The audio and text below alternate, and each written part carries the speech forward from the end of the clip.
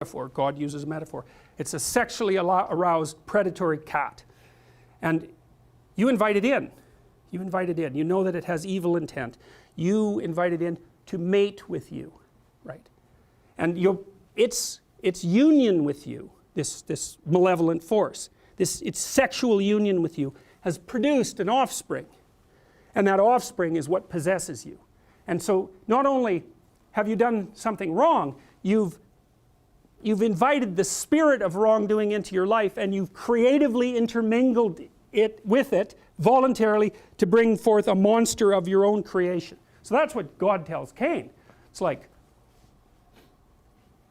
look, it's bad enough that God says, you know, you should get your act together because maybe that's why things aren't going so well for you. Before you criticize the transcendent and the world and the structure of being, maybe you're doing something wrong. But it's worse than that. He says, not only are you doing something wrong, you bloody well know you're doing something wrong, and you're doing it creatively and with intent. So not only are things not going well for you, but you've played a creative role in producing that situation.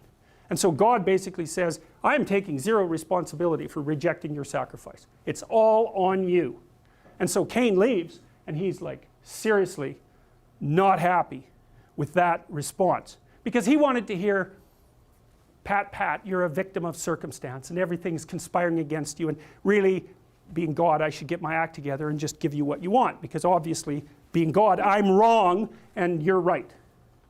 Well, that isn't what happens. It's exactly the opposite of that. It's completely on you. That's the judgment. And so Cain leaves, and believe me, he was wroth before and his countenance had fallen before, but it's nothing like it is now.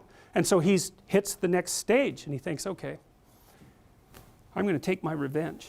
What am I going to do? I'm going to find the most innocent and worthwhile thing that's favored of God, and I'm going to kill it.